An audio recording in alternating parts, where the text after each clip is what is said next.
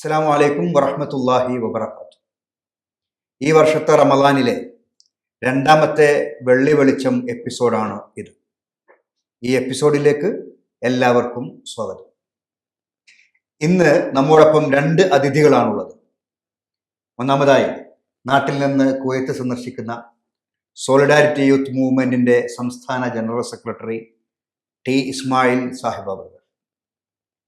മറ്റൊന്ന് കുവൈത്തിൽ പ്രവാസ ലോകത്ത് പരിചിതനായ ജനാബ് പി അബ്ദുറസാഖ് സാഹിബ്. രണ്ടുപേർക്കും വെള്ളി വെളിച്ചത്തിലേക്ക് പ്രത്യേകം സ്വാഗതം. നമ്മൾ നേരെ ചർച്ചയിലേക്ക് കടക്കുകയാണ്.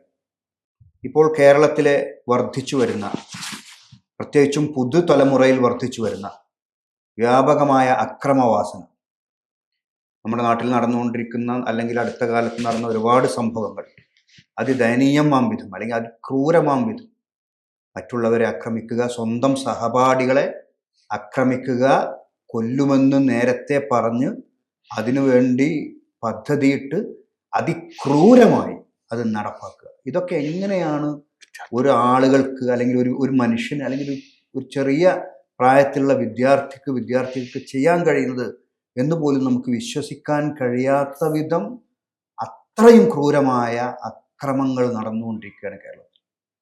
എന്താണ് ഈ സാമൂഹിക സാഹചര്യത്തിൻ്റെ കാരണം? എങ്ങനെയാണ് നമുക്ക് ഇതിനെ അതിജീവിക്കാൻ കഴിയുക എന്നാണ് ഇസ്മായിൽ സാർ? ഇത് ഈ സംഭവ വികാസങ്ങളെ പലതരത്തിൽ വിശകലനം ചെയ്യേണ്ടുന്ന ഒരു സംഭവമായിട്ടാണ് ഞാൻ മനസ്സിലാക്കുന്നത്. ഒന്ന്, പുതിയ തലമുറയുടെ മനോഭാവവുമായി ബന്ധപ്പെട്ട ഒരു പ്രശ്നം യഥാർത്ഥത്തിൽ ഇതിനുണ്ട്. വയലൻസിനെ ആഘോഷിക്കുന്ന ഒരു പ്രവണത പുതിയ തലമുറയിൽ വ്യാപകമായിട്ടുണ്ട്. വയലൻസിനെ ഒരു സെലിബ്രേഷൻ മോഡിലാണ് പലപ്പോഴും.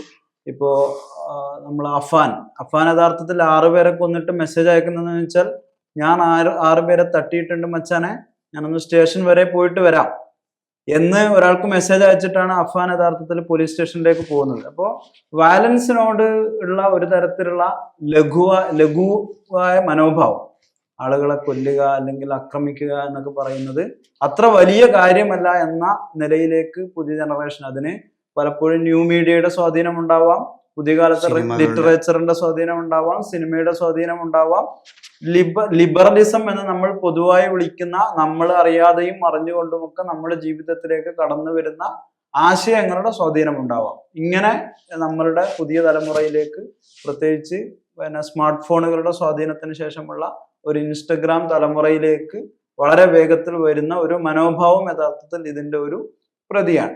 രണ്ടാമത്, മീഡിയയുമായി ബന്ധപ്പെട്ടാണ്. യഥാർത്ഥത്തിൽ മീഡിയകൾ ക്രൈമിനെ എങ്ങനെ കൈകാര്യം ചെയ്യുന്നു എന്നത് വളരെ പ്രധാനപ്പെട്ട ഒരു പോയിന്റാണ്. എങ്ങനെയാണ് മീഡിയകൾ ക്രൈമിനെ കൈകാര്യം ചെയ്യുന്നത്? അത് യഥാർത്ഥത്തിൽ ഒരു സിവിലൈസ്ഡ് സൊസൈറ്റിക്ക് യോജിച്ച വിധത്തിലല്ല യഥാർത്ഥത്തിൽ മീഡിയകൾ, പ്രത്യേകിച്ച് കേരളത്തിലെ മീഡിയകൾ ക്രൈമിനെ കൈകാര്യം ചെയ്തുകൊണ്ടിരിക്കുന്നത്. അതായത് അതിനെ ആഘോഷമാക്കുന്ന ഒരു സ്വഭാവം കേരളത്തിലെ മീഡിയകൾക്ക് പൊതുവിലുണ്ട്.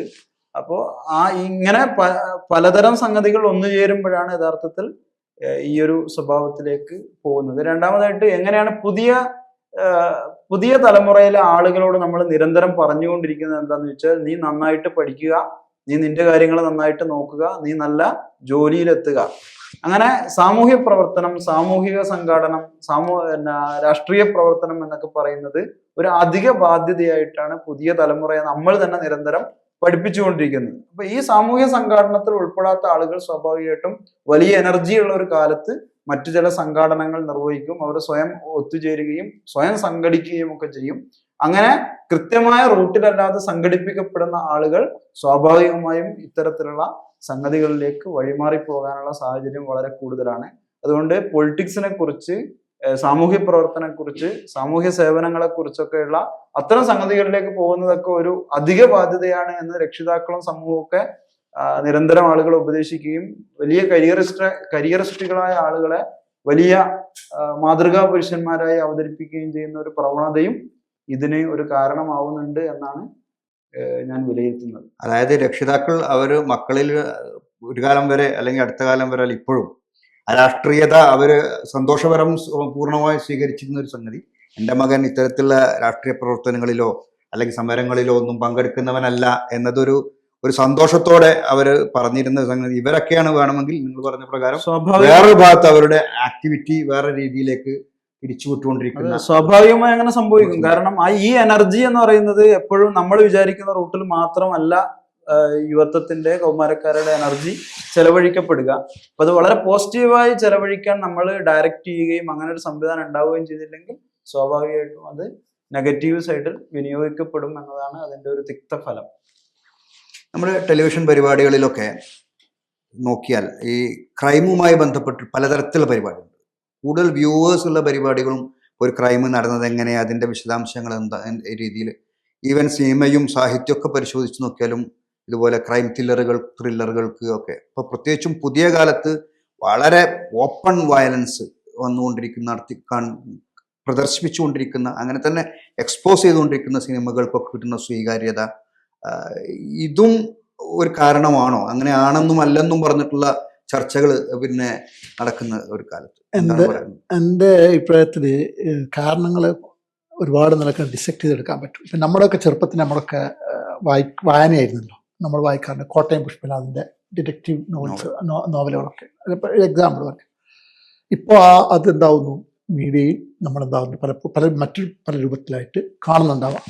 പക്ഷെ അതിനേക്കാളൊക്കെ നമ്മുടെ സമൂഹത്തിൽ സംഭവിച്ചുകൊണ്ടിരുന്ന സൂക്ഷ്മമായ കുറേ മാറ്റങ്ങളുണ്ട് സമൂഹത്തിൻ്റെ ഗാത്രത്തിൽ തന്നെ. അത് കാണാതെ ഈ ക്രൈമിനൊന്നും ഉണ്ടാകാൻ സാധിക്കില്ല. നമുക്ക് എന്തുകൊണ്ടാണെന്ന് വിശകലനാത്മകമായി കണ്ടെത്തുവാനോ അതിന് പരിഹാരം കാണാനോ സാധിക്കില്ല. എൻ്റെ ഒരു വ്യക്തിപരമായ വീക്ഷണത്തിൽ ഈ മുതലാളിത്തവും ലിബറലിസവും എന്ന് പറഞ്ഞാൽ ഇരട്ടപ്പെട്ട സന്തതികളാണ്. മുതലാളിത്തത്തിന് എല്ലാം പ്രോഡക്റ്റാണ്, എല്ലാം മുതലാളിത്തത്തിലെല്ലാം കമേഴ്ഷ്യൽ പ്രോഡക്റ്റുകളായാലും എല്ലാം എന്തായാലും മനുഷ്യബന്ധങ്ങളായാലും എല്ലാം നോക്കുന്നില്ല. ലാഭനഷ്ടങ്ങളുടെ അടിസ്ഥാനത്തിൽ നോക്കുകയും എല്ലാത്തിനെയും കമേഴ്ഷ്യൽ പ്രോഡക്റ്റായിട്ട് സമൂഹം ഒരുപാട് സേവനങ്ങൾ കൊടുക്കും. സമൂഹത്തിൽ ഒരുപാട് സ്ഥാപനങ്ങൾ, നമ്മുടെ അയൽവക്കം നമുക്ക് ഒരുപാട് സേവനം തരും, നമ്മുടെ കുടുംബം നമുക്ക് ഒരുപാട് സേവനം തരും, നമ്മുടെ കൂട്ടുകാർ ഒരുപാട് സേവനം തരും, അങ്ങനെ ഒരുപാട് സേവനങ്ങൾ നമുക്ക് നിരന്തരം കിട്ടിക്കൊള്ളും. ഇതൊക്കെ ഒരു കമേഴ്ഷ്യൽ പ്രോഡക്റ്റാക്കി മാറ്റിയാൽ മുതലാളിത്തത്തിന് എന്താണ്, വലിയ ട്രില്യൺ കണക്കിന് ഡോളേഴ്സാണ് ബേസിക്കലി. അപ്പോൾ സമൂഹത്തിൽ ഈ പ്രത്യേകിച്ച് കേരളീയ സമൂഹത്തിൽ പിന്നെ കുടുംബം എന്ന് പറയുന്നത് വളരെ ശക്തമായ ഒരു ഇതായിരുന്നു അടുത്ത കാലം വരെ. ഇപ്പൊ കുടുംബത്തിൽ നമുക്ക് നടക്കുന്ന കുടുംബം ഫ്രാഗ്മെന്റഡ് ആയിക്കൊണ്ടിരിക്കുകയാണ്, അത് ശിഥിലീകൃതമായിക്കൊണ്ടേയിരിക്കുകയാണ് കുടുംബം എന്നുള്ള സംഗതി. ഓരോരുത്തരും സെൽഫ് സെൻട്രിക് ആകുകയാണ്, അവനവനിലേക്ക് കേന്ദ്രീകരിക്കുന്ന ഒരു സാഹചര്യം ഉണ്ടാകുന്നുണ്ട്. അപ്പോൾ കുടുംബത്തിനെ ശിഥിലീകരിക്കുക എന്നുള്ളത് ലിബറലിസത്തിന്റെ പണിയാണ്. ഈ ലിബറലിസം യഥാർത്ഥത്തിൽ ചെയ്യുന്ന വെച്ചാൽ മുതലാളിത്തത്തിന് പ്രോഡക്റ്റ് ഉണ്ടാക്കി കൊടുക്കുന്ന പണിയാണ് ലിബറലിസം ചെയ്യുന്നത്. മുതലാളിത്തത്തിന് ഒരു ഉൽപ്പന്നം ഉണ്ടാക്കുന്ന പണി മുതലാളിത്തം അത് ചെയ്തു കൊടുക്കുന്ന പണി ലിബറലിസം ചെയ്യുന്നു. ഇപ്പോഴത്തെ മുതലാളിത്തം അത് കമേഴ്ഷ്യലൈസ് ചെയ്യുന്നു. ഇതാണ് യഥാർത്ഥത്തിൽ സമൂഹത്തിൽ നടന്നുകൊണ്ടിരിക്കുന്നത്. ഇങ്ങനെ നടന്നുകൊണ്ടിരിക്കുമ്പോൾ നമ്മുടെ കുടുംബം ഏറെക്കുറെ ശിഥിലമായിക്കൊണ്ടിരിക്കുന്നു. കുടുംബം കൊടുക്കുന്ന സേവനങ്ങളൊക്കെ മുതലാളിത്തം ഉൽപ്പന്നങ്ങളാക്കി മാറ്റിയിരിക്കുന്നു. അപ്പം നമ്മുടെ കുടുംബത്തിൽ ഇപ്പം നമ്മുടെ ഈ കടന്നു വരുന്ന ഈ അക്രമവാസനകൾ കാണിക്കുന്ന ഈ കുട്ടികളുടെ ബാക്ക്ഗ്രൗണ്ട് നമ്മൾ പരിശോധിച്ച് നോക്കും. അത് പഠിക്കണമല്ലോ, അതിൻ്റെ സോഷ്യൽ ബാക്ക്ഗ്രൗണ്ട് പഠിക്കണം. അത് പഠിച്ചു നോക്കുമ്പോൾ അവരൊക്കെ കടന്നു വരുന്ന വഴികളെ പഠിച്ചാൽ, ഇപ്പം തന്നെ ഷഹബാസിൻ്റെ വധവുമായി ബന്ധപ്പെട്ട വിഷയത്തിൽ അതിലെ പ്രതികളായ ആളുകളുടെ ഒക്കെ ബാക്ക്ഗ്രൗണ്ട് നമ്മൾ പഠിക്കണം. ബാക്ക്ഗ്രൗണ്ട് പഠിക്കുമ്പോൾ അവരിൽ പിന്നെ ഈ പറയപ്പെട്ട ലിബറലിസത്തിൻ്റെ, നേരത്തെ പറഞ്ഞ ലിബറലിസത്തിൻ്റെ എലമെന്റ് അവർ പ്രവർത്തിക്കുന്ന, ആ ലിബറലിസത്തെ പ്രൊമോട്ട് ചെയ്യുന്ന വിദ്യാർത്ഥി പ്രസ്ഥാനങ്ങളിൽ പ്രവർത്തിച്ചതുകൊണ്ട്, രാഷ്ട്രീയ പ്രസ്ഥാനത്തിൽ പ്രവർത്തിച്ചത് കൊണ്ട് മാത്രം അക്രമവാസന തീരുന്ന കരുതുക. കാരണം ഇപ്പോൾ നമ്മൾ ടി.പി. ചന്ദ്രശേഖരനെ കൊന്നത് രാഷ്ട്രീയ ബോധം ഇല്ലാത്തതിന്റെ പേരിലല്ല. നമ്മുടെ കേരളത്തിൽ സിദ്ധാർത്ഥനെ പിന്നെ കൊന്നത് രാഷ്ട്രീയ ബോധമില്ലാത്തതുകൊണ്ടാണ്. രാഷ്ട്രീയ ബോധവും സംഘടനാ പ്രവർത്തനവും കൊണ്ട് മാത്രം പരിഹരിക്കാൻ കഴിയുന്നതല്ല. യഥാർത്ഥത്തിൽ അതിനപ്പുറത്ത് ഈ പറയുന്ന സംഗതി എന്താ വേണ്ടതുണ്ട്, ഈ ജീവിത വീക്ഷണവുമായി ബന്ധപ്പെട്ട വിഷയം വളരെ പ്രധാനമാണ്. ഈ വിദ്യാർത്ഥികളെ ലിബറൽ ജീവിത വീക്ഷണങ്ങളെ പ്രതിരോധിക്കുന്നതിന് വേണ്ടിയിട്ടുള്ള പ്രവർത്തനം വളരെ ലിബറലിസവും ഓർഗനൈസ്ഡാണ്. ലിബറലിസം സാമൂഹികമായ ചില തത്വങ്ങളും കാര്യങ്ങളും ഒക്കെ നമ്മൾ അവിടെ പറഞ്ഞുകൊണ്ടേ ഇരിക്കുന്ന സംഗതിയാണ്. അവർക്കും ചില സംഗതികൾ, അപ്പൊ അത് യഥാർത്ഥത്തിൽ അന്തിമമായ എവിടെയാണ് എത്തിക്കുക എന്നുള്ള കാര്യം, ലഹരി എവിടെയാണ് എത്തിക്കുക എന്നുള്ള സംഗതി നമ്മൾ കൃത്യമായി പഠിക്കണം. ഞാൻ പറയാം എക്സാമ്പിൾ, ഇപ്പൊ ലഹരി എന്ന് പറയുന്ന സംഗതി നമ്മളൊരു ലഹരി മാത്രമായിട്ടാണ്. ലഹരി എന്ന് പറഞ്ഞ സംഗതി ശരിക്കും എന്താണ്? നമ്മൾ ഹിസ്റ്റോറിക്കലായിട്ട് നമ്മൾ 19ാം നൂറ്റാണ്ടിന്റെ പകുതിയിൽ 2 ബാർ നടന്നു, ഓപ്പിയം ബാർ എന്ന് അറിയപ്പെടുന്നത്. ഇത് opium bar, first opium bar 1839 മുതൽ 1842 വരെ പഠിക്കേണ്ട കാര്യമാണ്. രണ്ടാമത്തെ ഓപ്പിയം ബാർ 1856 മുതൽ 19ാം നൂറ്റാണ്ട് മധ്യത്തിൽ നടന്ന ചൈനയും, ആദ്യത്തെ ഓപ്പിയം ബാർ ചൈനയും ബ്രിട്ടനുമാണ്. ചൈനയും ബ്രിട്ടനും. രണ്ടാമത്തെ ഓപ്പിയം ബ്രിട്ടനും ഫ്രാൻസും ചേർന്നിട്ടാണ് എന്തായത് ചൈനക്കെതിരെ നടത്തിയത്. ഇതിൻ്റെ എല്ലാം കാരണം എന്താ? കാരണം ഈ മയക്കുമരുന്ന്, ആൾക്കഹോൾ എന്നെല്ലാം പറഞ്ഞാല് ഇപ്പോ ഒരു കൊളോണിയൽ എക്സ്പാൻഷന് വേണ്ടി ഉപയോഗിക്കപ്പെട്ട സംഗതിയാണ്. എന്ത്? കോളനികളുടെ എക്സ്പാൻഷന് വേണ്ടിയിട്ട്. എന്താ കാരണം? നല്ല അമേരിക്കയിൽ ഇപ്പോഴത്തെ ഏറ്റവും വലിയ ധനികരായ ആളുകളെല്ലാം പഠിച്ചാൽ, ഇപ്പൊ കൂളിഡ്ജ് ഫാമിലി അല്ലെങ്കിൽ റസൽ ഫാമിലി ഇങ്ങനെ പഠിച്ചാൽ, ഇവരൊക്കെ ബേസിക്കലി നേരത്തെ ഡ്രഗ് കാർട്ടൽസാണ്. നേരത്തെ ഡ്രഗ് കാർട്ടൽസ് ആയിരുന്ന ആളുകളാണ്, വലിയ സമ്പന്ന ഫാമിലി. അപ്പൊ ഈ കൊളോണിയസത്തിന്റെ എക്സ്പാൻഷൻ നടക്കും, നല്ല പണം വരാൻ പറ്റും, അവർ ശത്രുക്കളാണെന്ന് കരുതുന്ന ജനതയെ സബ്ജുഗേറ്റ് ചെയ്യാൻ പറ്റും. എന്ത്? അവരുടെ സാംസ്കാരികമായി ഈ 3 കാര്യം നടക്കുന്ന ഒരു സംഗതിയാണ് എന്ത്? ഇതിനു വേണ്ടി വളരെ കൃത്യമായ അജണ്ടയോടുകൂടി എന്താന്ന് ഇംപ്ലിമെന്റ് ചെയ്യപ്പെടുന്ന ഒരു പ്രോജക്റ്റിന്റെ ഭാഗമായിട്ട് കൂടി നമ്മൾ കാണണം. നമ്മളിതൊരു വെറും ഒരു ലഹരിയോ അല്ലെങ്കിൽ വെറും കച്ചവടം പോലും അല്ല, വെറും കച്ചവടം. ഇതിന് വലിയ ഇപ്പൊ കേരളം എന്ന് പറഞ്ഞാല് ഈ നമ്മൾ മനസ്സിലാക്കേണ്ട വേറെ തലുണ്ട്. പിന്നെ അസൂയ എന്ന് പറയുന്ന സംഗതി നമ്മളൊരു വ്യക്തിയിൽ ഉണ്ടാകുന്നതെന്ന് കരുതരുത്. അസൂയ എന്ന് പറയുന്ന സംഗതിക്ക് രാഷ്ട്രീയ സാമൂഹ്യ മാനങ്ങളിലുണ്ട്. ഇപ്പോൾ ഖുർആനികമായിട്ട് ഒരു വേദവിശ്വാസികൾക്ക് വിശ്വസിക്കാൻ സാധിക്കാതെ പോയത് എന്തുകൊണ്ടാ? സത്യം ബോധ്യപ്പെട്ടിട്ടും അസൂയ കാരണം ഖുർആൻ പറഞ്ഞിട്ടുണ്ട്. 1-2 ലോകമഹായുദ്ധത്തിന് കാരണം എന്താ? രാജ്യങ്ങൾക്കിടയിലുള്ള അസൂയ. ഇപ്പൊ കേരളവും ഈ ഉത്തരേന്ത്യയുമായി ബന്ധപ്പെട്ട് ഗുജറാത്ത്, കേരളം ഇങ്ങനെയൊക്കെ ഉണ്ടല്ലോ ബന്ധപ്പെട്ട വിഷയത്തിൽ കേരളത്തിന്റെ നേരെ വളരെ അസഹിഷ്ണുതാപരമായിട്ടുള്ള, ഇത് കേന്ദ്ര ഭരണകൂടത്തിന്റെ ഭാഗത്തുനിന്ന് വരെ ഉണ്ടല്ലോ, അസൂയാപൂർണമായ ഒരു സമീപനമുണ്ട്. അപ്പൊ കേരളത്തെ എങ്ങനെ നശിപ്പിക്കുക എന്നുള്ളത് ഒരു പ്രോജക്റ്റാണ്. ആ പ്രോജക്റ്റിന്റെ ഭാഗമായിട്ട് വല്ലതും നടക്കുന്നതുകൊണ്ട് നമ്മൾ പഠിക്കേണ്ടതുണ്ട്. കേരളത്തിലെ യുവാക്കളെ അങ്ങ് നശിപ്പിച്ചാൽ കേരളത്തിലെ ഭാവി നശിച്ചു. അപ്പൊ ഈ കേരളത്തെ ലക്ഷ്യം വെച്ചുകൊണ്ട് പ്രത്യേക പരിപാടികളുണ്ട്. അതേപോലെ കേരളത്തിൽ തന്നെ ഭിന്ന സമുദായങ്ങൾക്കിടയിൽ അസൂയാപരമായ സമീപനമുണ്ട്. അപ്പൊ ഓരോ സമുദായം, നമ്മൾ നാർക്കോട്ടിക് ജിഹാദിനെ കുറിച്ചിട്ട് ആര് പറഞ്ഞു? പാലാ ബിഷപ്പ് പറഞ്ഞു. എനിക്ക് തോന്നുന്നു അദ്ദേഹം നാർക്കോട്ടിക് ജിഹാദ് നമ്മൾ ചർച്ച ചെയ്താല് നമ്മൾ കൃത്യമായ വിശകലനാത്മകമായിട്ട് നോക്കുക, ലോജിക്കലായി നോക്കിയാൽ മുസ്ലിങ്ങൾ പ്രത്യയശാസ്ത്രപരമായി, മതപരമായി, ദാർശനികമായി എന്ത് ലഹരി വിരുദ്ധ എന്ന് പറയുന്നത് ഏകെന്ന് ഞാൻ പറയുന്നില്ല, അറിഞ്ഞിടത്തോളം ഏക മതവും പ്രത്യയശാസ്ത്രമാണ്. അപ്പൊ അങ്ങനത്തെ ഒരു മതത്തിന്റെ പരിസരത്തിൽ നിന്ന് ഒരു ആരെങ്കിലും ഈ ജിഹാദ് നടത്തുമോ? ഇല്ല. അപ്പൊ അങ്ങനെ നടത്തുന്നുണ്ടെങ്കിൽ അവരായിരിക്കും മതരഹിത മുസ്ലിം നാമധാരികൾ ഉണ്ടായിരിക്കാം. നേരത്തെ പറഞ്ഞ ലിബറൽ പശ്ചാത്തലത്തിലുള്ള മുസ്ലിം നാമധാരികൾ ഉണ്ടായിരിക്കും, അല്ലെങ്കിൽ മതവിരുദ്ധ മുസ്ലിം നാമധാരികൾ ഉണ്ടായിരിക്കും. ഇവരായിരിക്കും. നിങ്ങൾ ഈ ലഹരിയുമായി ബന്ധപ്പെട്ട വിഷയത്തിൽ പിടിക്കപ്പെടുന്ന മുസ്ലിം നാമധാരികളുടെ ഒക്കെ ഒരു ബാക്ക്ഗ്രൗണ്ട് പഠിച്ചു നോക്കുക. അവരൊക്കെ കടന്നു വരുന്നത് ഏത് വഴിയിലൂടെയാണെന്ന് മനസ്സിലാക്കിയാൽ, ഏത് വിദ്യാർത്ഥി പ്രസ്ഥാനങ്ങളിലാണ് അവർ സ്കൂൾ കോളേജ് തലത്തിൽ പഠിക്കുമ്പോഴുണ്ടായിരുന്നത് പഠിച്ചു നോക്കുക. അപ്പം നമുക്ക് മനസ്സിലാവും ഇത് ഏതിലൂടെയാണ് കടന്ന് വരുന്നത് എന്ന് മനസ്സിലാക്കാൻ സാധിക്കും. ഞാനൊരു ബ്രിട്ടന്റെ 1757 പ്ലാസി യുദ്ധം നടന്നു. നമ്മളെ സിറാജുദ്ദൗലിനെ തോൽപ്പിച്ച് ബ്രിട്ടൻ എന്താക്കി? ഇന്ത്യയിൽ ആധിപത്യം ശക്തിപ്പെടുത്തി. ബ്രിട്ടൻ ആദ്യം ചെയ്ത പണി എന്താ പറയുക? ഈസ്റ്റ് ഭാഗത്ത് ഓപ്പിയം കൃഷിയാണെന്ത് ഏറ്റവും ആദ്യം നടപ്പിലാക്കിയ സംഗതി. എത്രത്തോളം എന്ന് വെച്ചാൽ ചുരുങ്ങിയ വർഷത്തിനുള്ളിൽ ആ പ്രദേശത്ത് 5 ലക്ഷം ഏക്കറിൽ, 500,000 ഏക്കർ ഭൂമിയിൽ എന്ത് നമ്മുടെ ചരിത്രത്തിൽ നമ്മൾ പഠിക്കൂല, ഈസ്റ്റ് ഇന്ത്യ കമ്പനിയുടെ നേതൃത്വത്തിൽ ഓപ്പിയം കൃഷി നടത്തി. കാരണം ഞാൻ നേരത്തെ പറഞ്ഞ 3 കാര്യം. ഒന്ന്, ജനതയെ സബ്ജുഗേറ്റ് ചെയ്യാൻ പറ്റും.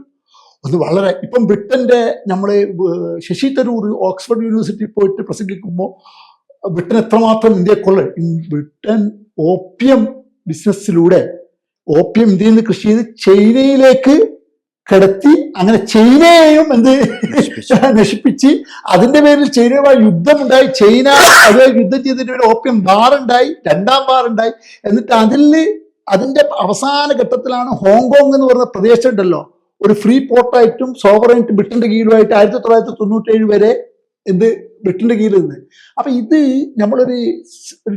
നമ്മുടെ കേരളത്തിൽ എവിടെയോ നടക്കുന്ന 2-3 ആളുകളുടെ ഇടയിലുള്ള സംഗതിയായി കാണാതെ ഇതിന്റെ പിന്നിൽ വലിയൊരു പ്രോജക്റ്റ് ഉണ്ട് എന്നും ആ പ്രോജക്റ്റ് കാണാതെ നമ്മൾ ഡോട്ട് മാത്രം കണ്ടാൽ നമുക്ക് എന്താകില്ല. ഇത് പിന്നെ ഡിസൈൻ കാണണമെങ്കിൽ ഇതെല്ലാം ജോയിൻ ചെയ്താൽ നമുക്ക് ഇതിന്റെ ഡിസൈൻ കാണാൻ പറ്റുമോ. ഡിസൈൻ കണ്ടുകൊണ്ട് പ്രശ്നം പറ്റും. നമ്മൾ ലിബറലിസവുമായി ബന്ധപ്പെട്ട വിഷയത്തിൽ ഇത് മുതലാളിത്തത്തിന്റെ എന്താണ് നേരത്തെ പറഞ്ഞതുപോലെ മുതലാളിത്തത്തിന് പ്രോഡക്റ്റ് ഉണ്ടാക്കി കൊടുക്കുന്ന ഒരു പണിയാണ് ലിബറലിസം എന്നും ഇതിനെ പ്രതിരോധിച്ചുകൊണ്ട് മാത്രമേ എന്താവൂ നമുക്കിതിനെ അന്തിമമായി ഈ ലഹരിയിൽ നിന്ന് വരുന്ന ക്രിമിനൽസ് ഉണ്ട്. ലഹരിയിൽ ഇപ്പൊ ഒരു അഫാൻ തന്റെ മാതാവിനെ വെട്ടി എന്ന് പറയുമ്പോൾ എന്താ അത് കാണിക്കുന്നത്? അവനൊരു കുടുംബം എന്ന് പറയുന്ന സംഗതിയുടെ ഒരു സാധാരണഗതി ഒരാൾക്കുണ്ടാണ് മാതാവിനോടുള്ള ഒരു ഫീലിംഗ് പോലും ഇല്ലാത്തത്ര എല്ലാ ഫീലിംഗും കടമാണ് അവരെ കൊണ്ട്. ഇപ്പോ അവരുടെ ജീവിത രീതിയാണ് യഥാർത്ഥത്തിൽ അവരെ കടത്തിലേക്ക് കടമാണ് യഥാർത്ഥത്തിൽ ഈ പ്രശ്നത്തിലേക്ക് അവരെ എല്ലാം വരുന്ന ഡിഫറൻസ് ഉണ്ട്. എന്നിട്ട് മാതാവിനോട് അവൻ എന്ത് ചെയ്താലും മാതാവ് എന്നുള്ള സംഗതിയോട് പോലും ഒരു കൃപയോ കരുണയോ ദയോ ഒരു അനുകമ്പയോ അനുതാപമോ ഒന്നും ഇല്ലാത്തൊരു മനസ്ഥിതിയിലേക്ക് ഒരു മനുഷ്യൻ അത്ര ഊഷരമായ ഒരു മനസ്സിനെങ്ങനെ ഉടമയായി. അവിടെയാണ് നമ്മളെ പരിഹരിക്കേണ്ടത്. കടന്നു വരുന്നത് ആ മാതാവ് പറയുന്നത് എന്നെ താഴെ വീണപ്പോ പറ്റിയതാണ്. മകനെടുത്തോളം അത്രയും ഉയർന്ന രൂപത്തിൽ സ്നേഹത്തിന്റെ നിറകുടമായ സഹോദരനെയൊക്കെയാണ്. അപ്പൊ എവിടെ എത്തിയിരിക്കുന്നു വെച്ചാൽ പ്രശ്നത്തിന്റെ മർമ്മം നമ്മൾ കുട്ടികളിൽ കൃത്യമായ ധാർമ്മിക ബോധം സൃഷ്ടിച്ചുകൊണ്ട് നേരത്തെ പറഞ്ഞ രൂപത്തിലുള്ള ഞാൻ തീർത്ത് പറയാണ് ലിബറലിസം ശരിക്ക് കമ്മ്യൂണിസ്റ്റ് പാർട്ടിക്ക് ലിബറലിസമായിട്ട് ശരിക്കും നേർക്ക് നേരെ ബന്ധമുണ്ടാകാൻ പാടില്ല. കാരണം അത് സമഗ്രാധിപത്യ സ്വഭാവവും ലിബറലിസം എന്താവൂല. മാത്രമല്ല മുതലാളിത്തത്തിന് വിരുദ്ധമാണ് മുതലാളിത്തത്തിന്റെ ഇതാണ് ശരിക്കും ഒരു വൈറ്റ് പ്രോഡക്റ്റ്. മുതലാളിത്തത്തിന്റെ ഒരു ടൂളാണ് ലിബറലിസം, ശരിക്കും ടൂളാ. ആ ടൂള് കമ്മ്യൂണിസ്റ്റുകാർ ഉപയോഗിക്കുന്ന വിരോധാഭാസമാണ് നമ്മൾ കാണുന്നത്. അവിടെയാണ് ഏറ്റവും വലിയ അപകടം കിടക്കുന്നത്. അത് പ്രതിരോധിക്കപ്പെടണം. പ്രത്യേകിച്ച് എല്ലാ മതവിഭാഗത്തിൽപ്പെട്ട ആളുകളും ഈ പറയപ്പെടുന്ന ഈ ലിബറലിസം എന്ന വ്യാജേന നമ്മളിലേക്ക് കടന്നു വരുന്ന ഈ ചിന്താഗതിയെ എന്താ വേണ്ടത്? തടയിടേണ്ടതുണ്ട്. അത് വെറും സംഘടനാ പ്രവർത്തനം കൊണ്ട് മാത്രം എന്താവില്ല. സംഘടനാ പ്രവർത്തനം ഇപ്പം ഒരുപാട് വിദ്യാർത്ഥി പ്രസ്ഥാനങ്ങൾ തന്നെയല്ലേ ഈ സിദ്ധാർത്ഥനെ കൊന്നത് വിദ്യാർത്ഥി പ്രസ്ഥാനമല്ലേ. അപ്പം അതുകൊണ്ട് മാത്രം മതിയാവില്ല. പക്ഷെ ഇതുമാണ് ഈ ബോധം വേണം. ഇത് വളരെ പ്രധാനം. കുറച്ച് ദിവസങ്ങൾക്ക് മുമ്പ് ഒരു മതപണ്ഡിതൻ നടത്തിയ പ്രഭാഷണം വലിയ കോലാഹലങ്ങൾ ഉണ്ടാക്കി. ഒരു വിധവയായ സ്ത്രീ, അദ്ദേഹത്തിന്റെ പ്രഭാഷണത്തിൽ പിന്നെയും പറയുന്നുണ്ട് 25 കൊല്ലങ്ങൾക്ക് മുമ്പോ അതോ അതിലപ്പുറം വർഷങ്ങൾക്ക് മുമ്പ് ഭർത്താവ് മരിച്ച ഒരു സ്ത്രീ അവർ വീട്ടിലിരുന്ന് വിക്റും ദുആയും ഒക്കെ ചെല്ലുന്നതിന് പകരം പിന്നെ വിദൂര സ്ഥലത്തേക്ക് യാത്ര പോകുന്നു, എന്നിട്ട് ആഘോഷിക്കുന്നു. ഇതിനൊക്കെ വളരെ മോശമായ രൂപത്തിൽ ചിത്രീകരിക്കുകയും വിമർശിക്കുകയും ഒക്കെ ചെയ്തുകൊണ്ടുള്ള ഒരു പരാമർശം. അത് കേരളത്തിൽ പല കാര്യങ്ങളും ചർച്ചയ്ക്ക് വരുന്ന പോലെ അതും ഒരു വലിയ ചർച്ചയ്ക്ക് കാരണമാവുകയുണ്ടായി. ഇസ്ലാമിൽ അങ്ങനെയാണോ ഇസ്ലാം സ്ത്രീകളെ വിധവകളെ ഒക്കെ പരിഗണിക്കുന്നത് അല്ലെങ്കിൽ നോക്കിക്കാണുന്നത് എന്നത് വളരെ പ്രധാനപ്പെട്ട ഒരു ചോദ്യമായി ഉയരുകയുണ്ടായി. എന്താണ് ഉസ്മാൻ സാഹിബ്? അതില് 2 കാര്യങ്ങളാണ് അതിലുള്ളതെന്ന് തോന്നുന്നു. ഈ നഫീസ എന്ന് പറഞ്ഞ സ്ത്രീ എൻ്റെ നാട്ടുകാരിയാണ്. പിന്നെ ഒന്ന്, പ്രഭാഷണം നടത്തുമ്പോൾ ആളുകളെ വ്യക്തിപരമായി ഇങ്ങനെ പരാമർശിക്കാൻ പാടുണ്ടോ എന്നത് വളരെ പ്രസക്തമായൊരു ചോദ്യമാണ്. വിധവകളുടെ പെരുമാറ്റവുമായി ബന്ധപ്പെട്ട് ഒരാൾക്ക് പറയണമെന്ന് നമ്മൾ കരുതുക, ഒരു മതപണ്ഡിതന് പറയണം എന്ന് കരുതുക. അയാൾ ഒരാളെ വലിയ ഒരു പബ്ലിക്കിന് മുന്നിൽ വെച്ച് തെറ്റായത് ചെയ്തു എന്ന് തന്നെ നമ്മൾ സങ്കല്പിക്കുക. ഇങ്ങനെ പറയാൻ പാടുണ്ടോ? വിധവകളുടെ പെരുമാറ്റ മര്യാദ പോലും, അതെ, വിധവകളുടെ പെരുമാറ്റ മര്യാദയെ കുറിച്ച് ഒരാൾക്ക് പറയാം, അല്ലെ സ്ത്രീകളുടെ പൊതുസമൂഹത്തിലെ ഇടപെടലുമായി ബന്ധപ്പെട്ട ഒരാൾക്ക് പറയാം. പക്ഷെ ഒരു പബ്ലിക് വേദിയിൽ വെച്ച് ഒരു സ്ത്രീയെ കുറിച്ച് ഒരാൾക്ക് ഇങ്ങനെ പ്രഭാഷണം നടത്താൻ ഇസ്ലാം അനുവാദം നൽകുന്നുണ്ടോ എന്നൊരു അടിസ്ഥാന പ്രശ്നം ഇതിനകത്തുണ്ടല്ലോ. ആളുകൾ ആർക്കും ആരെക്കുറിച്ചും ഐക്യകെട്ടി എന്തും പറയാമെന്ന് നമ്മൾ ധരിക്കാൻ പാടില്ലല്ലോ. അപ്പോൾ അടിസ്ഥാനപരമായി തന്നെ അങ്ങനെ ഒരു പ്രശ്നം ഇതിനുണ്ട് എന്നാണ് ഞാൻ മനസ്സിലാക്കുന്നത്. രണ്ടാമത്തത്, വിധവകൾ എന്ന് പറഞ്ഞാൽ ഇസ്ലാമിൽ ഇങ്ങനെയാണോ ട്രീറ്റ് ചെയ്യപ്പെടേണ്ടത് എന്നത് പിന്നെ യഥാർത്ഥത്തിൽ അങ്ങനെയല്ല എന്നാണ് ഞാൻ മനസ്സിലാക്കുന്നത്. മതപണ്ഡിതന്മാർ വിവരിക്കേണ്ട ഒരു കാര്യമാണ്. പക്ഷെ വിധവകളുമായി ബന്ധപ്പെട്ട് ഇസ്ലാം വളരെ പോസിറ്റീവായ സമീപനം എടുത്ത ഒരു മതമാണ്. മറ്റെല്ലാ മതങ്ങളിലും ഇപ്പൊ നമ്മളെ ചുറ്റുപാടുമുള്ള മതങ്ങൾ എടുത്ത് പരിശോധിച്ച് നോക്കിയാൽ വൈധവ്യം എന്ന് പറയുന്നത് വലിയ ഒരു അപരാധമായി, ഇപ്പൊ സതിയൊക്കെ നിലനിന്നിരുന്ന ഒരു സമൂഹമാണ് നമ്മുടേത്, വലിയ അപരാധമായി അവരുടെ എന്തോ ഒരു തെറ്റുപോലെ കണക്കാക്കുന്ന മതസമൂഹങ്ങൾ, വെള്ളസാരി ഉടുത്ത് മാത്രം ജീവിതകാലം കഴിയേണ്ടി വരുന്ന ആളുകളാണ്. പക്ഷെ ഇസ്ലാം എന്ന് പറയുന്നത് വൈധവ്യം എന്ന് പറയുന്നത് ഒരു ഒരു ഒരു പാപമായിട്ടോ ഒരു തെറ്റായിട്ടോ ഒന്നും കണക്കാക്കുന്നില്ല. വൈധവ്യം വളരെ സ്വാഭാവികമായി സംഭവിക്കാൻ പല കാരണങ്ങളാൽ സംഭവിക്കാൻ സാധ്യതയുണ്ട്. ഡിവോഴ്സ് കൊണ്ട് സംഭവിക്കാം, മരണം കൊണ്ട് സംഭവിക്കാം, പലതും കൊണ്ട് സംഭവിക്കാം. അങ്ങനെ സംഭവിച്ചു കഴിഞ്ഞാൽ അത് സ്വാഭാവികമായി പരിഹരിക്കപ്പെടുക, അടുത്ത വിവാഹത്തിലേക്ക് കടക്കുക, അത് എത്ര വൈകിയാണെങ്കിലും അടുത്ത വിവാഹത്തിലേക്ക് കടക്കുക, അങ്ങനെ വീണ്ടും സ്വാഭാവിക ജീവിതത്തിലേക്ക് പ്രവേശിക്കുന്നതിന് ഇസ്ലാം വളരെയധികം പ്രോത്സാഹിപ്പിക്കുന്നു. അത്ര പ്രോത്സാഹനം നൽകാൻ ഇപ്പോഴത്തെ നമ്മുടെ നാട്ടിലെ മുസ്ലിം സമൂഹത്തിന് സാധിക്കുന്നില്ല എന്നതാണ് യഥാർത്ഥ പ്രശ്നം. 1-2 മക്കളൊക്കെ ആയിട്ട് വിധവയായി കഴിഞ്ഞാൽ പിന്നെ ഈ മക്കളെ ഓർത്ത് വിവാഹത്തിലേക്ക് പ്രവേശിക്കാതെ ജീവിതകാലം മുഴുവൻ അങ്ങനെ തുടരുന്നു എന്ന് മാത്രമല്ല, ഈ തുടരുന്നത് യഥാർത്ഥത്തിൽ അവരുടെ താല്പര്യമാണ് എന്ന് നമ്മൾ പറയും. പക്ഷെ യഥാർത്ഥത്തിൽ അവരുടെ താല്പര്യം പോലും അതെ, സൊസൈറ്റി എന്ത് വിചാരിക്കും, 2 മക്കളുണ്ടായിട്ടും ഞാൻ കല്യാണം കഴിച്ചാൽ അത് സൊസൈറ്റിയിൽ ഒരു ചീത്തപ്പേരാകും എന്നതുകൊണ്ടാണ് യഥാർത്ഥത്തിൽ അവരുടെ താല്പര്യമായിട്ട് അത് പറയപ്പെടുന്നത്. യഥാർത്ഥത്തിൽ മിണ്ടാതെ അതിലേക്ക് അങ്ങോട്ട് വഴങ്ങി കൊടുക്കാണ് നിർബന്ധിതരായി. അപ്പോ ആ അന്തരീക്ഷം മാറുകയാണ് യഥാർത്ഥത്തിൽ ചെയ്യേണ്ടത്. വൈധവ്യം എന്ന് പറയുന്നത് അങ്ങനെ ഒരു പാപമായിട്ടോ തെറ്റായിട്ടോ ഇസ്ലാം കണക്കാക്കുന്നില്ല. അങ്ങനെ ഇപ്പൊ ആ വീഡിയോ എടുത്ത് നോക്കിയാൽ ആ വീഡിയോ കബീർ ബാക്കവിയാണ് ഇത് പറയുന്നത്. കബീർ ബാക്കവി ആ വീഡിയോ കണ്ടിട്ടുണ്ടോ എന്നുള്ള സംശയമാണ്. കാരണം അതിൽ അദ്ദേഹം പറയുന്നത് ഔറത്തുകൾ കാണിച്ചാണ് ഈ സ്ത്രീ വീഡിയോ ചെയ്യുന്നത് എന്നാണ് കബീർ ബാക്കവി പറഞ്ഞത്. ഒരു മുസ്ലിയാണ്, ഒരു പിന്നെ അതിനോടുള്ള പ്രതികരണമായിട്ട് കബീർ ബാക്കവി പറയുന്നത്. അപ്പോ പക്ഷെ ആ വീഡിയോ കണ്ടവർക്ക് അറിയാം അതില് സാധാരണഗതിയിൽ ഒരു സ്ത്രീ ധരിക്കുന്നതിനാൽ കൂടുതൽ വസ്ത്രം ധരിച്ചിട്ടാണ് ആ വീഡിയോ ചെയ്യുന്നത്. മാത്രമല്ല അത് പിന്നെ കേരളത്തിൽ അത് ആദ്യ മാത്രയിൽ കാണുന്ന ആരും വളരെ പോസിറ്റീവായിട്ടാണ് ആ വീഡിയോയോട് പ്രതികരിക്കാൻ കഴിയുക. അതിൽ നിന്ന് ഇങ്ങനെ ഒരു ആംഗിൾ എങ്ങനെയാണ് വായിച്ചെടുക്കാൻ കഴിയുന്നത് എന്നതാണ് യഥാർത്ഥത്തിൽ പ്രശ്നം. നമ്മൾ ഒരു സ്വാഭാവികമായ ഒരാൾക്ക് ഇങ്ങനെ ആംഗിൾ അതിൽ നിന്ന് വായിച്ചെടുക്കാൻ പോലും കഴിയാത്ത ഒരു ആംഗിൾ നമ്മുടെ നാട്ടിലൊരു മതപുരോഹിതൻ വായിച്ചെടുക്കുകയും അതിനെ വലിയൊരു പ്രശ്നമാക്കി. ഇതിന് നമുക്ക് മുന്നനുഭവം ഉണ്ട്. നേരത്തെ പിന്നെ മാഹിയിലെ പെൺകുട്ടികളെ കണ്ടെടുക്കുക എന്ന് പറഞ്ഞിട്ടൊരു വൈറൽ വീഡിയോ ഇറങ്ങിയ കാലത്ത് ഇതേപോലെ തന്നെ ഇതേ പ്രഭാഷകർ തന്നെയാണ് പിന്നെ അതിനെതിരെ ഈ പെൺകുട്ടികളെ പേരെടുത്ത് പറഞ്ഞും ഈ പെൺകുട്ടികൾക്കെതിരെ ഭയങ്കര മോശമായി ചിത്രീകരിച്ചും പ്രഭാഷണം നടത്തിയതിന്റെ പരിണിതി ഫലമായിട്ട് എന്താ സംഭവിച്ചതെന്ന് വെച്ചാൽ ഈ കുട്ടികളിൽ പലരും മതത്തിൽ നിന്ന് തന്നെ പുറത്തു പോകുന്ന അനുഭവം നമ്മളെ മുന്നിൽ ഉണ്ടായിട്ടുണ്ട്. അത്രയും വലിയ വേട്ടയാടൽ ഇവരുടെ നേരെ ഉണ്ടാവുകയും ഇവർ ഭയങ്കര ഹരാസ്മെന്റിന് വിധേയമാവുകയും സോഷ്യൽ മീഡിയയിൽ വലിയ വേട്ടക്കിരയാവുകയും ഒക്കെ ചെയ്തത് ഞാൻ എൻ്റെ മാധ്യമ പ്രവർത്തന കാലത്താണ് അത് സംഭവിച്ചത്. ഞാൻ കണ്ണൂരുണ്ടായിരുന്നപ്പോഴാണ്. അവരെ പിന്നെ ഈ ആവശ്യത്തിന് ബന്ധപ്പെടുകയൊക്കെ ചെയ്തിരുന്നു. അതൊരു പലരും പിന്നീട് മതത്തിന്റെ തന്നെ വൃത്തത്തിൽ നിന്ന് സാധാരണ മതജീവിതം നയിച്ചിരുന്ന പെൺകുട്ടികൾ പിന്നീട് മതത്തിന്റെ തന്നെ വൃത്തത്തിൽ നിന്ന് പുറത്തു പോകുന്ന ഫലം ഇത് സംഭവിച്ചത് ഈ ഒരൊറ്റ കാരണം കൊണ്ട് സംഭവിക്കുന്നു എന്നുള്ളതാണ് ഇതിന്റെ ഒരു പ്രത്യാഘാതം. അപ്പൊ നമ്മുടെ പ്രഭാഷകർ എന്ന് പറയുന്നത് മതത്തെ പ്രതിനിധീകരിക്കുന്ന പ്രഭാഷകരൊക്കെ കൂടുതൽ ജാഗ്രതയോടുകൂടി പെരുമാറുന്നില്ലെങ്കിൽ മതം എന്ന് പറയുന്നത് ദീനിൽ നിന്ന് പുതിയ തലമുറയെ അകറ്റാനാണ് യഥാർത്ഥത്തിൽ ഇത്തരം പ്രവർത്തനങ്ങൾ ഉപകരിക്കുക എന്നുള്ളതാണ്. പിന്നെ ഇങ്ങനെ സാധാരണ മനുഷ്യന്മാർക്ക്, പ്രത്യേകിച്ചും പുരുഷന്മാർക്ക് അല്ലെങ്കിൽ സ്ത്രീകളിലെ തന്നെ കുടുംബിനികളായ ആളുകൾക്ക്, ഭർത്തൃമതികളായ സ്ത്രീകൾക്ക് ഇവർക്കൊന്നും ഉള്ള സ്വാതന്ത്ര്യമോ അല്ലെങ്കിൽ അവർക്കൊന്നുമുള്ള സമാധാനപൂർണമായ ഒരു ജീവിത സാഹചര്യമോ ഒന്നും വകവെച്ചു കൊടുക്കാത്ത വിധമാണോ ഇസ്ലാമിന്റെ വിധവകളുമായി ബന്ധപ്പെട്ട പെരുമാറ്റം? എങ്ങനെ പിന്നെ ഇസ്ലാമിന്റെ വിധവകളുമായിട്ട് ബന്ധപ്പെട്ട വിഷയം പറയുന്നത്, ആദ്യം നബി സല്ലല്ലാഹു അലൈഹി വസല്ലമ, പ്രവാചകൻ സല്ലല്ലാഹു അലൈഹി വസല്ലമ ആദ്യം വിവാഹം കഴിച്ച സ്ത്രീ വിധവയായിരുന്നു. രണ്ടാമത് കഴിച്ച സ്ത്രീയും സൗദ വിധവയായിരുന്നു. വിധവയല്ലാത്ത ഒരാളല്ലേ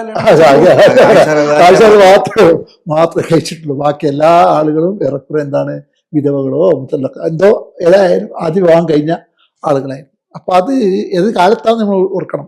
1400 വർഷം മുമ്പുള്ള ഒരു വ്യക്തി, നമ്മളിപ്പോഴും വിധവാ വിവാഹം അംഗീകരിച്ചിട്ടില്ലാത്ത സാമൂഹ്യ പരിസരം ഇപ്പോഴും നമ്മുടെ നാട്ടിലുണ്ട്. ഇപ്പോൾ ആ സമയത്താണ് 1400 വർഷം മുമ്പ്. രണ്ടാമത് ഇതിന്റെ വിഷയം എന്ന് വെച്ചാൽ, ഞാൻ നേരത്തെ ഇസ്മായിൽ സാഹിബ് പറഞ്ഞ പോലെ നമ്മുടെ മതപണ്ഡിതന്മാർക്ക് ഔചിത്യബോധം എന്ന് പറയുന്ന സംഗതി തീരെ ഇല്ല. ഒന്ന് വലിയ പ്രശ്നം.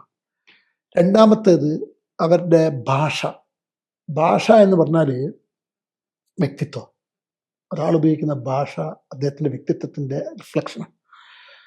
ഭാഷ വളരെ മോശമാണ്. നമ്മുടെ ഈ മത പണ്ഡിതന്മാർ എന്ന് വിശേഷിപ്പിക്കപ്പെടുന്ന പലരുടെയും ഭാഷ വളരെ മോശമാണ്. ഇനി ഇസ്ലാമിനെ സംബന്ധിച്ച കാഴ്ചപ്പാടും വളരെ സങ്കുചിതമാണ്. അതും വലിയ പ്രശ്നം. ഇപ്പോൾ ഞാൻ പറയാം, എൻ്റെ വ്യക്തിപരമായ വീക്ഷണം. ഇസ്ലാം ഒരു സ്ത്രീക്ക് യാത്രയെ സ്വതന്ത്രമായ യാത്രയെ ഇസ്ലാം വിലക്കുന്നുണ്ടോ? ഇല്ല എന്നാണ് ഞാൻ മനസ്സിലാക്കുന്നത്. ഇസ്ലാം സ്ത്രീയുടെ സുരക്ഷിതത്വം ഉറപ്പുവരുത്താൻ വേണ്ടിയിട്ടാണ് എന്ത് ഇസ്ലാമിന്റെ പ്രശ്നം. ഇസ്ലാം യാത്രക്കോ സ്ത്രീയുടെ സഞ്ചാരത്തിനോ അല്ല എതിര്. സ്ത്രീയുടെ സുരക്ഷിതത്വമാണ് ഇസ്ലാമിന്റെ എന്ത് കൺസേൺ. ആ സുരക്ഷിതത്വം ഉറപ്പുവരുത്തിയിട്ടുള്ള ഏത് സംഗതിക്കും ഇസ്ലാമിന് എന്തില്ല, യോജിപ്പില്ല. ഇപ്പൊ ഒരു യാത്ര ചെയ്യുമ്പോൾ മെഹ്റമുമാണെന്ന് പറഞ്ഞു. മെഹ്റം എന്ന് പറഞ്ഞാൽ വിവാഹനിഷിദ്ധമായ ആള്. എന്താ കാരണം? അവൾ ഏത് കാലത്താണത്? അതൊരു സ്ത്രീക്ക് കൊടുത്ത പ്രിവിലേജാണ്. അതായത് സ്ത്രീക്ക് കൊടുത്ത ഒരു നമ്മളിപ്പോൾ എസ്കോട്ട് ചെയ്യാൻ അറിയില്ലേ? നമ്മളിപ്പോൾ ഒരു പ്രധാനമന്ത്രിക്ക് എസ്കോട്ട് കൊടുക്കുക, മുഖ്യമന്ത്രിക്ക് എസ്കോട്ട് കൊടുക്കുക എന്ന് പറഞ്ഞാൽ മുഖ്യമന്ത്രിയുടെ സഞ്ചാര സ്വാതന്ത്ര്യത്തിന് നീയല്ലല്ലോ എന്നതുപോലെ ഒരു സ്ത്രീക്ക് കൊടുത്ത ആനുകൂല്യമാണ് ബേസിക്കലി ഇത്. സ്ത്രീയുടെ സഞ്ചാരത്തിന് തടസ്സം നിൽക്കാനോ അതിനെ പരിധി നിശ്ചയിക്കാനോ ഒന്നുമല്ല. രണ്ടാമതായിട്ട് ഇസ്ലാമിലെ ഹിജാബ് എന്ന് പറഞ്ഞാൽ ബേസിക്കലി ഹിജാബ് പ്രസക്തമാകുന്ന എവിടെയാണ്? ഹിജാബ് പ്രസക്തമാകുന്ന അതായത് അതർ സെക്സുമായിട്ട് ഇന്ററാക്ട് ചെയ്യുമ്പോഴാണ് ഹിജാബ് പ്രസക്തമാകുന്നുള്ളൂ. ഇന്ററാക്ട് ചെയ്യുന്നില്ലെങ്കിൽ ഹിജാബിന് അർത്ഥമുള്ളത്. അതായത് ഒരു ഒറ്റക്ക് നിൽക്കുന്ന ഒരു സ്ത്രീ ഹിജാബ് ഇട്ട് സ്ത്രീകൾ മാത്രമേ ഇടപഴകുന്നുള്ളൂ ഹിജാബോടില്ലല്ലോ ബേസിക്കലി ഹിജാബ്. അപ്പൊ അതിന്റെ ലോജിക്ക് തന്നെ മനസ്സിലാക്കുന്നത് സ്ത്രീ ഇടപഴകുന്നു സ്വാഭാവികമാണ് എന്നതിൽ നിന്നാണ് ഹിജാബ് എന്നുള്ള സംഗതി എന്താണ് പ്രസക്തമല്ല. ഹിജാബിന് പ്രസക്തി ഇല്ലല്ലോ. സ്ത്രീകളുടെ മാത്രം ലോകത്ത് ഒതുങ്ങി നിൽക്കുന്നതാണെങ്കിൽ അതിന് പ്രസക്തി വരുന്നില്ല. അപ്പൊ ഹിജാബുമായി ബന്ധപ്പെട്ട സൂക്തങ്ങൾ അവതീർണമാകുന്നത് തന്നെ സ്ത്രീയുടെ പബ്ലിക് എൻഗേജ്മെന്റ് എന്നത്.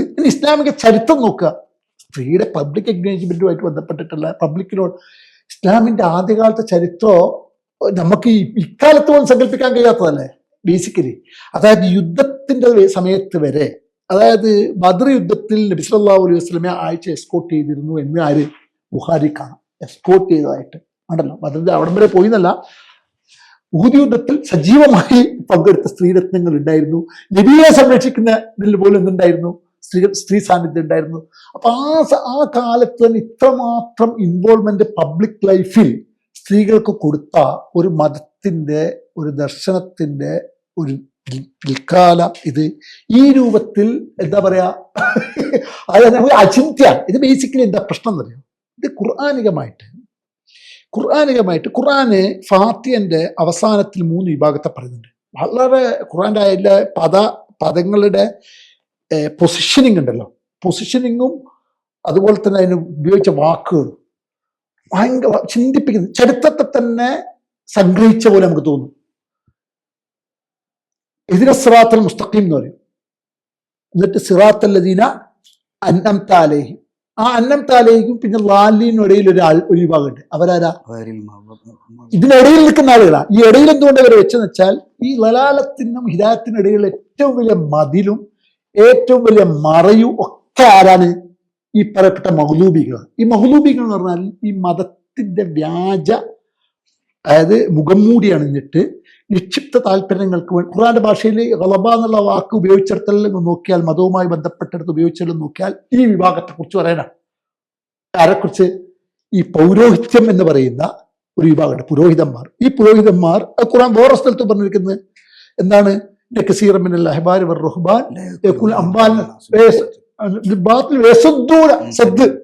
ഈ മഹ്ലൂബ് എന്ന് പറയുന്ന ഈ രണ്ടിനടിയില ഈ ആളുകളെ ലലാൽ, അതായത് തെറ്റായ ഭൗതികമായ മാർഗത്തിലേക്ക് പോകുന്ന ആളുകൾക്ക് ഹിദായത്തിൽ വരുന്നതിന് മുമ്പ് ഇവരെ കാണുന്ന ഇവരെയാണ്, മതത്തിന്റെ മുഖംമൂടി ഈ നടുക്ക് നിൽക്കുന്ന ഇവരെയാണ് കാണുന്നത്. അതുകൊണ്ടാണ് അവിടെ മിഡിലിൽ അത് പ്രതിഷ്ഠിച്ചത്.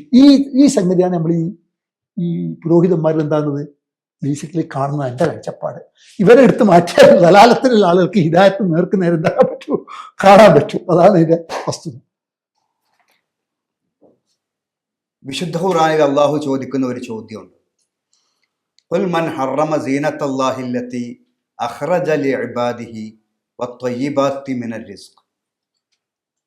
അള്ളാഹു അവൻ്റെ അടിയാറുകൾക്ക്, അവൻ്റെ ദാസന്മാർക്ക് ആക്കി നിശ്ചയിച്ചിട്ടുള്ള, ഉണ്ടാക്കിയിട്ടുള്ള സീനത്തുകൾ, അലങ്കാരങ്ങൾ, സന്തോഷങ്ങൾ, ആഹ്ലാദങ്ങൾ, അതുപോലെ തന്നെ വത്വയ്യിബാത്തി മിനർ റിസ്ക്, വിഭവങ്ങൾ, പിന്നെ ശുദ്ധമായ വിഭവങ്ങൾ, ഇതൊക്കെ അവർക്ക് നിഷിദ്ധമാക്കാൻ ആരാണുള്ളത്, അല്ലെങ്കിൽ ആർക്കാണ് അതിന് അധികാരമുള്ളത്? ഖുൽ ഹിയ ലില്ലദീന ആമനൂ ഫിൽ ഹയാത്തി ദുനിയ. പറയുക പ്രവാചകരെ, അത് വിശ്വാസികൾക്കും കൂടി ഉള്ളതാണ് ദുനിയാവിൽ, ഈ ഭൗതിക ജീവിതത്തിൽ.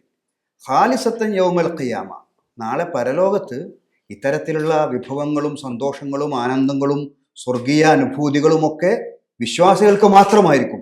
എന്നുവെച്ച് ദുനിയാവിൽ അതൊന്നും വിശ്വാസികൾക്കുള്ളതല്ല എന്ന് അവർക്കത് തടയാനും നിഷിദ്ധമാക്കാനും ആരാണുള്ളത്? ആർക്കാണ് അതിന് അധികാരമുള്ളത്? അത് ദുനിയാവിൽ ഭൗതിക ജീവിതത്തിൽ അവർക്ക് കൂടി ഉള്ളതാണ് എന്ന് കൃത്യമായി അള്ളാഹു സുബ്ഹാനഹു വ തആല പ്രഖ്യാപിക്കുന്നുണ്ട്. അതിനിടയിൽ കയറി നിന്നിട്ടാണ് അള്ളാഹു മനുഷ്യർക്ക്, വിശ്വാസികൾക്ക് ഒക്കെ അനുവദിച്ചിട്ടുള്ള ഇത്തരം കാര്യങ്ങളെ അരുതായ്മകളുടെ സ്വന്തം തീരുമാനത്തിന്റെ അടിസ്ഥാനത്തിലുള്ള വേലികൾ ഉണ്ടാക്കിയിട്ട് ആളുകൾ ഇത്തരം പ്രഭാഷണങ്ങൾ നടത്തുന്നത്.